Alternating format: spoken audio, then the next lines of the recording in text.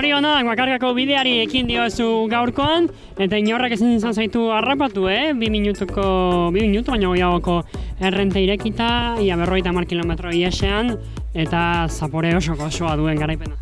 Bai, hori da, zapore gozoa, eta hori, karrera izan da apur bat arina, baina bigarren bueltan behan atakatut eta joan naiz bakarrik, orduan joan naiz ni erritmora hartu dut erritmo ona, eta ireki dut errenta nahiko polit bat, eta hori, saiatu naiz mantentzen eta heldu naiz azkenen helmugara.